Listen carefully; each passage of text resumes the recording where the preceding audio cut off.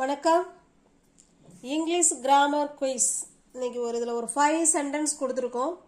எந்த அளவுக்கு நமக்கு கிராமர் தெரிஞ்சிருக்கு அப்படிங்கிறத அவங்கவுங்க ஓனாகவே டெஸ்ட் பண்ணி பார்த்துக்கலாம் அவங்கவுங்கள. ஓகேங்களா?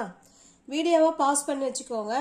ஆன்சர் என்ன வருங்கிறத நீங்கள் கமெண்ட் பண்ணுங்கள். ஓகேங்களா? இப்போ பாருங்கள், கொஸ்டின் பாருங்கள், ஆன்சர் பாருங்கள், கமெண்ட் பண்ணுங்கள். ஓகேங்களா? கமெண்ட் பண்ணிவிட்டு அதுக்கப்புறமா நீங்கள் வீடியோவை ஃபுல்லாக பார்த்து செக் பண்ணிக்கோங்க.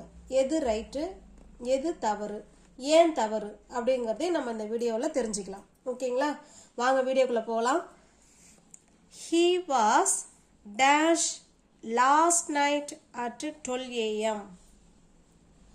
verb கொடுத்துருக்காங்க பாருங்க. ஸ்லீப் verb, slept அவங்களும் verb தான், ஸ்லீப்பிங் அவங்களும் verb தான். ஓகேங்களா? இதான் மெயின் வேர்பு. இது verb 1, verb 2. இது ப்ரெசன்ட் கண்டினியூஸ் டென்ஸுக்கும் பாஸ்ட் கண்டினியூஸ் டென்ஸுக்கும் தான் ஐஎன்ஜி வரும். வேர்பு கூட ஐஎன்ஜி எப்போ வரும்னா கண்டினியூஸ் டென்ஸுக்கு தான் ஐஎன்ஜி வரும். ஓகேங்களா? இப்போ பாருங்க, இந்த இடத்துல அவர் 2 மணி அளவில் தூங்கி கொண்டு இருந்தார். நேற்று நைட்டு 2 மணி அளவில் தூங்கி கொண்டு இருந்தார். ஒரு விஷயம் பாஸ்ட் கண்டினியூஸில் தொடர்ந்து நடந்துக்கிட்டே இருக்காது. எதை வச்சு கண்டுபிடிக்கிறோம்னா வாஸ். He was. இந்த வாஸ் வேர் பார்த்தீங்கன்னா வாஸ் வேர் இது பாஸ்ட் கண்டினியூஸ் டென்ஸுக்கு வரும். பாஸ்ட் கண்டினியூஸ் டென்ஸுக்கு தான் வரும். இப்போ வேர்பு, இந்த வேர்பு கூட ஐஎன்ஜி சேர்த்து வரும். பாஸ்ட் கண்டினியூஸ் டென்ஸுக்கு வேர்ப் ப்ளஸ் ஐஎன்ஜி வரும். ஓகேங்களா? இது நமக்கு தெரியணும். இப்போ ஹீ வாஸ், இது பாஸ்ட் கண்டினியூஸ்னு கண்டுபிடிச்சிட்டோம். அப்போ ஸ்லீப் வருமா, ஸ்லெப்ட் வருமா, ஸ்லீப்பிங் வருமா? வேர்பு கூட ஐஎன்ஜி சேர்க்கணும். அது பாஸ்ட் கண்டினியூஸாக இருந்தாலும் சரிதான், இல்லை ப்ரெசன்ட் கண்டினியூஸாக இருந்தாலும் சரிதான், வேர்பு கூட ஐஎன்ஜி சேர்த்து இங்கே வரணும். இப்போ he was sleeping. He was sleeping last night at 12 AM. Sorry, at 2 AM. 2 மணி அளவில் நேற்று அவர் தூங்கி கொண்டு இருந்தார் அப்படின்னு சொல்கிறோம். ஓகேங்களா? நெக்ஸ்ட் பாருங்க. It may dash tonight. It may dash tonight. மேங்கிறது இங்கே ஆக்சிலரி வேர்பு. ஆக்சிலரி வேர்பு நிறைய இருக்கு. Can, good, May, might, shall, should, will, would, இப்படி நிறைய இருக்கு. ஓகேங்களா? இது எல்லாமே ஆக்சிலரி வேர்பு. ஆக்சிலரி வேர்ப் வந்துருச்சுன்னா அதுக்கு பக்கத்தில் ஆக்சிலரி வேர்ப் எதுவாக இருந்தாலும் வந்துருச்சுன்னா plus base form of verb 1 தான் வரணும். ஓகேங்களா? அது சப்ஜெக்ட் எதுவாக இருந்தாலும் நமக்கு அதை பற்றி கவலை இல்லை. ஆக்சிலரி வேர்ப் வந்துருச்சுன்னா அதுக்கு பக்கத்தில் கண்டிப்பாக மெயின் வேர்பு நம்ம வேர்ப் 1 தான் போடணும். இப்போ பாருங்கள், ரெயின்ங்கிறதும் வேர்பு தான். Rains verb, raining I N G add பண்ணியிருக்கோம். இப்போ இந்த இடத்துல என்ன வரும்? இது ஆக்சிலரி வேர்பு. ஆக்சிலரி வேர்பு வந்ததுன்னா நம்ம அதாவது பேஸ் ஃபார்ம் ஆஃப் வேர்பு தான் போடணும். It may rain tonight. It may rain tonight. இன்னைக்கு நைட்டு மழை பெய்யலாம். It may rain tonight. இன்னைக்கு நைட்டு மழை பெய்யலாம் அப்படின்னு சொல்கிறோம். ஓகேங்களா? நெக்ஸ்ட் பாருங்க. I didn't dash yesterday. ஸ்டடின்னு வேர்பு கொடுத்துருக்காங்க. Study, studied, studies.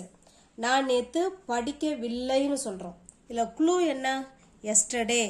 அப்போ இது பாஸ்ட் டென்ஸ். என்ன டென்ஸ்னு கண்டுபிடிச்சிட்டோம்? Past tense, yesterday. அது மட்டும் இல்லாமல் டிட்டு வந்திருக்கு பாருங்க. டூ, டஸ் இவங்க ப்ரெசன்ட் டென்ஸுக்கு வருவாங்க. பாஸ்ட் டென்ஸுக்கு டிட் தான் வருவாங்க. ஓகேங்களா? இதிலே 2 க்ளூ இருக்குது. ஒன்று எஸ்டர்டேவை வச்சும் பாஸ்ட் டென்ஸ்னு கண்டுபிடிச்சிட்டோம், டிட்டு வச்சும் நம்ம இது பாஸ்ட் டென்ஸ்னு கண்டுபிடிச்சிட்டோம். நான் நேற்று படிக்கவில்லை. இப்போ பாஸ்ட் டென்ஸுக்கு ஆல் சப்ஜெக்ட், அது எந்த சப்ஜெக்டாக இருந்தாலும் சரி தான், சப்ஜெக்டு ப்ளஸ்ஸு வேர்ப் டு போடணும். இது வந்து பாசிட்டிவ் சென்டென்ஸுக்கு வேர்ப் டு. ஓகேங்களா? பாசிட்டிவ் சென்டென்ஸுக்கு வேர்ப் டு. இப்போ பாருங்கள், ஐ டிடன்ட், இது நெகட்டிவ் சென்டென்ஸில் இருக்குது. நான் நேற்று படிக்கவில்லை. ஐ டிடன்ட், ஏன்னா இங்கேயே டிட்டு வந்துருச்சு, அந்த ஈடிக்குரிய வேர்டு இங்கேயே வந்துருச்சு. I didn't study. I didn't study yesterday. I didn't study yesterdayனா நேற்று நான் படிக்கவில்லை அப்படின்னு போடுறோம். இது பாஸ்ட் டென்ஸ்ன்னு சொல்லிட்டு நம்ம ஸ்டடிடுன்னு இங்கே போட்டுறக்கூடாது. ஓகேங்களா? ஏன்னா இங்கே டிட்டு சேர்ந்துருக்கு இல்லைங்களா, அதனால் டிட்டு கூட பேஸ் ஃபார்ம் ஆஃப் ஒன்று தான் வரும், ஸ்டடி மட்டும்தான் வரும். ஐ டிடன்ட் ஸ்டடி yesterday, நான் நேற்று படிக்கவில்லை. நெக்ஸ்ட் பாருங்க, she has dash to work. she has dash to work. இதுங்க gone போட்டேன், நானே போட்டுட்டேன், அது நான் விளக்கம் கொடுத்துட்றேன். gone எப்போ வரும் அப்படின்னா ப்ரெசன்ட் பர்ஃபெக்ட் டென்ஸுக்கு தான் gone வரும். verb 3 ப்ரெசன்ட் பர்ஃபெக்ட் டென்ஸாக இருக்கட்டும், இல்லைன்னா பாஸ்ட் பர்ஃபெக்ட் டென்ஸாக இருந்தாலும் பர்ஃபெக்ட் டென்ஸுக்கு தான் வேர்ப் 3 வரும். ஓகேங்களா? இது இப்போ ப்ரெசன்ட் பர்ஃபெக்ட்னு கண்டுபிடிக்கிறோம். எப்படி? சப்ஜெக்ட் பக்கத்தில் ஹேஸ் வந்திருக்கு பாருங்கள்.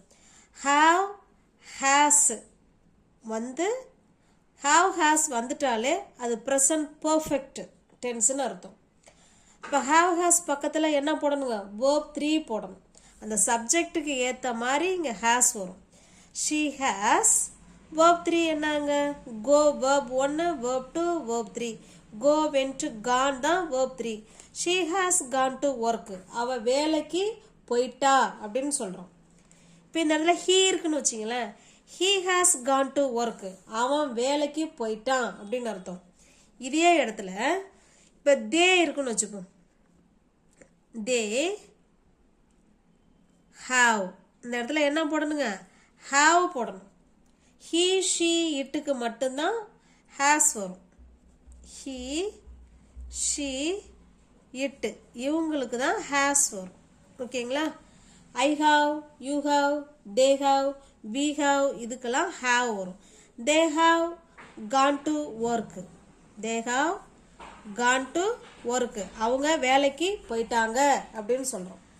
ஓகேங்களா? இப்போ அடுத்து 5th ஒன்று பாருங்கள்.